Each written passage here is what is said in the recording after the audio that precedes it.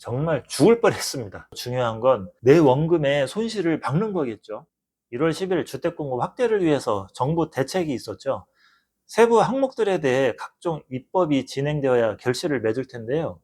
재건축 재개발을 기대하던 지역들은 기대 반 걱정 반이긴 하지만 정부 정책대로 문제없이 간다고 하면은 정비 사업을 준비하는 입지들로서는 출발선이 굉장히 앞당겨진 셈입니다. 정비 사업에서 시간은 돈이죠. 시간을 단축시키면 사업성은 당연히 좋아지는 겁니다. 그런데 여러분, 혹시 빌라 매입을 계획 중이시거나 빌라 개발 사업을 생각하시는 분이 계시다면 정말 중요하게 짚고 넘어가야 될 포인트가 하나 있습니다.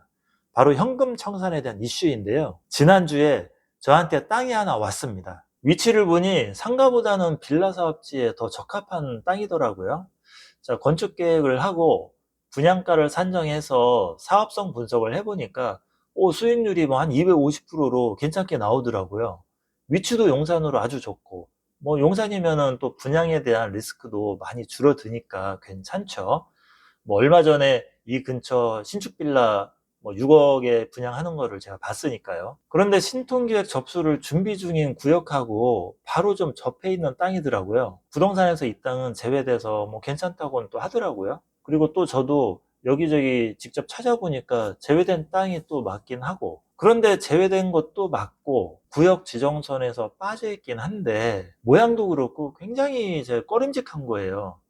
물론 그 전에 집주인이 재개발을 반대해서 자기 집은 빠졌다고는 하더라고요. 그런데 아무리 봐도 구역 모양상 좀 부자연스럽잖아요. 사업하는 입장에서는 큰돈이 들어가는 사업인데 잘못하면 현금 청산 당하고 몇 년치 사업 수익 그냥 날아가는 거 아닙니까? 이번 정부 대책에서도 재개발 사업지 확장에 대한 내용도 있었고 해서 부동산에 땅 출발이 가능한지 이 여부하고 신통제외 지역이 맞는지 조합에 직접 확인해 볼 것을 제가 요청을 했습니다. 그런데 여러분, 정말 죽을 뻔했습니다.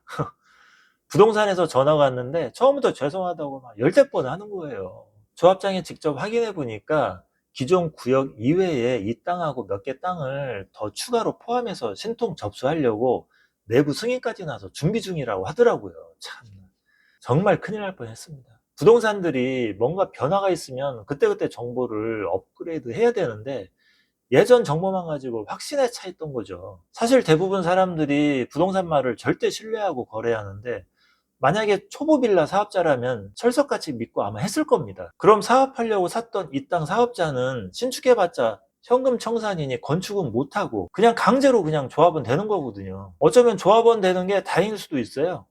신축을 못하니까 잔금을 아예 못 치를 수도 있거든요. 신축 사업자로 해서 대출이 일어나지 않으니까. 그럼 계약금을 날리거나 만약에 잔금을 어찌어찌 치렀다 해도 그냥 땅만 가지고 엄청난 이자를 계속 내야 되는 겁니다. 그러면은 버티다가 이자에 눌려가지고 싼 값에 결국 매도해야 되는 상황이 아마 처할 겁니다. 그래서 이제는 재개발 지역에 인접해서 신축이 가능한 지역이라도 구청, 조합 등 확인해 볼 수 있는 데는 최대한 직접 확인해 볼 필요가 있습니다. 투자로 돈 버는 거 우리한테 굉장히 중요하잖아요.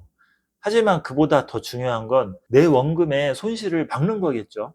그러기 위해서는 투자자 본인의 역할도 굉장히 중요하지만 경험 있는 전문가를 옆에 두는 것이 가장 현명한 투자자의 자세가 아닌가 싶습니다.